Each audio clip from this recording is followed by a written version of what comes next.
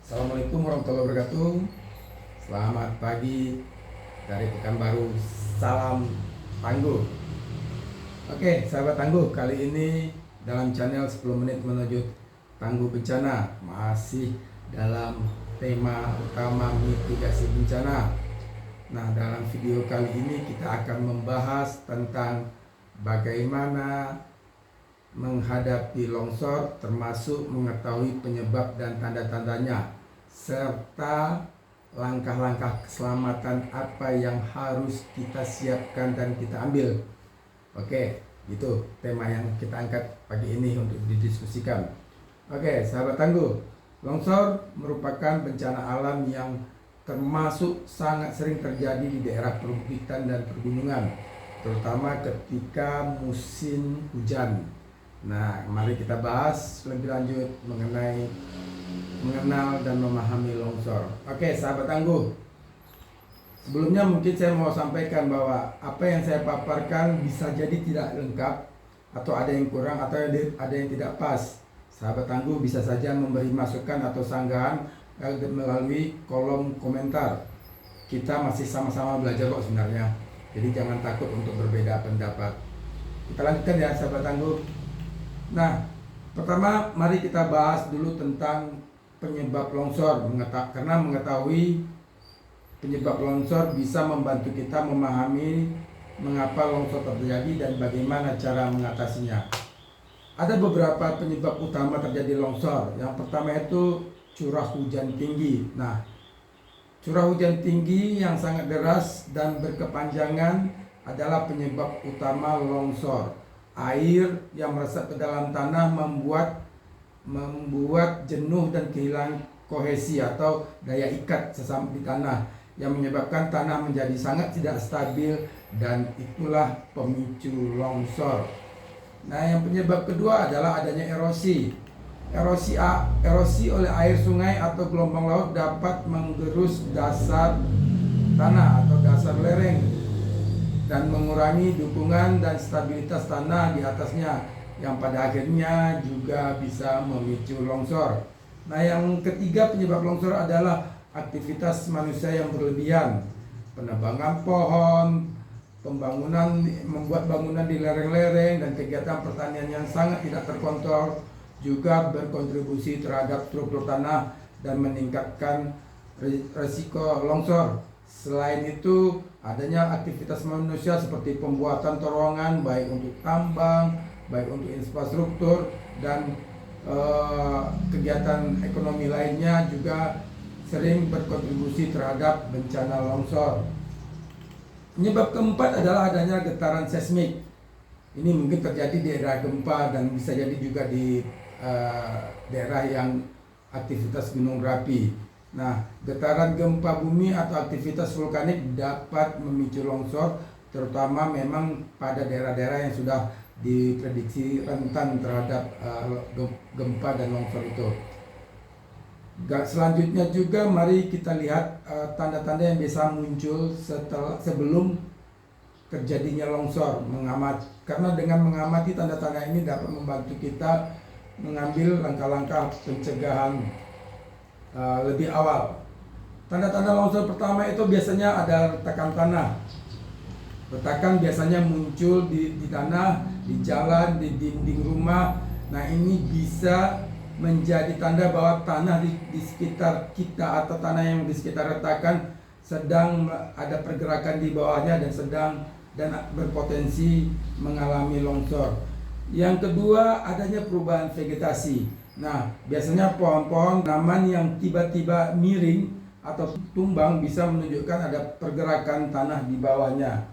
Nah, yang ketiga adalah sering muncul suara aneh, suara gemuruh atau retakan yang berasal dari tanah atau bebatuan bisa menjadi tanda awal longsor. Jika kita mendengar suara itu, maka kita wajib waspada. Nah, yang keempat adalah adanya aliran air yang tiba-tiba bertambah. Jika kita melihat air di sekitar lereng tiba-tiba meningkat atau airnya berubah menjadi keruh, ini juga bisa menjadi penanda bahwa ada pergerakan tanah yang signifikan di sekitarnya. Nah, sekarang mari kita bahas langkah-langkah keselamatan yang harus kita ambil jika kita berada di daerah berisiko longsor atau saat longsor terjadi. Pertama, mari kita bicara dulu tentang persiapan sebelum longsor. Yang harus kita lakukan adalah pantau cuaca. Selalu pantau perakiraan cuaca, terutama ketika di musim hujan. Jika ada peringatan curah hujan tinggi, maka waspada terhadap kemungkinan longsor. Yang kedua, identifikasi area risiko. Kenali area di sekitar rumah kita atau tempat kita berada yang berisiko longsor dan hindari beraktivitas di sana saat cuaca buruk. Mungkin teman-teman juga bisa menggunakan aplikasi Inaris Personal ketika teman-teman berada di suatu daerah untuk melihat potensi bencana yang ada, apakah longsor termasuk bencana yang ada dalam analisa Inaris Personal tersebut. Nah, langkah ketiga adalah membuat rencana evakuasi. Siapkan rencana evakuasi keluarga dan pastikan semua anggota keluarga tahu apa yang harus dilakukan jika longsor terjadi. Oke. Apa yang harus kita lakukan ketika memang akhirnya longsor itu terjadi? Pertama, yang pasti adalah lakukan evakuasi segera. Jika Anda melihat tanda-tanda longsor atau mendengar peringatan dari pihak berwenang, segera lakukan evakuasi ke tempat yang lebih aman. Jangan menunggu sampai longsor itu benar-benar terjadi, karena waktu terjadi longsor dan waktu evakuasi itu sangat pendek. Jadi lakukan evakuasi sesegera mungkin, tinggalkan barang-barang yang tidak penting, dan keselamatan jauh lebih utama. Nah, yang kedua adalah hindari daerah lereng. Saat evakuasi, hindari daerah lereng dan cari tempat yang datar serta jauh dari lereng yang rawan longsor. Nah, langkah ketiga adalah langkah setelah terjadi longsor. Pertama, periksa keselamatan. Setelah longsor terjadi, pastikan semua anggota keluarga dan tetangga dalam keadaan selamat. Jangan dulu kembali ke rumah atau area yang terdampak sampai pihak berwenang memastikan keadaan aman. Nah, langkah keduanya adalah laporkan kerusakan. Laporkanlah kerusakan kepada pihak berwenang dan ikuti instruksi untuk pemulihan dan pembersihan area. Nah, sahabat tangguh, longsor adalah bencana alam yang sering sekali terjadi di Indonesia dan banyak sekali memakan korban jiwa. Tapi dengan memahami penyebabnya, mengenal tanda-tandanya, dan mengetahui langkah-langkah keselamatan, kita dapat mengurangi resiko dan melindungi diri kita serta orang-orang yang ada di sekitar kita. Selalu waspada dan siaplah menghadapi bencana.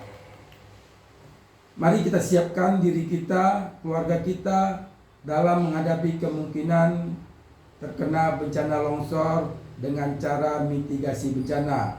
Terima kasih telah menyimak video ini. Jangan lupa untuk terus mengikuti kanal ini untuk informasi lebih lanjut tentang mitigasi bencana, tentang perubahan iklim. Jangan lupa untuk sharing video ini ke banyak orang. Dengan ikut men-share video ini, teman-teman juga telah menjadi pelopor mengedukasi masyarakat banyak orang untuk menjadi orang Indonesia tangguh bencana. Kita tidak bisa melawan bencana, tapi kita bisa beradaptasi dengan bencana itu sendiri melalui mitigasi bencana. Dengan mitigasi bencana, kita lebih siap dan dalam menghadapi bencana dan dapat meminimalisir kerugian harta benda, terutama nyawa. Nyawa orang Indonesia itu sangat berharga. Sampai jumpa pada video selanjutnya. Salam tangguh untuk Indonesia tangguh bencana. Saya Fadil dari Yayasan Jejak Laksmana. Assalamualaikum warahmatullahi wabarakatuh.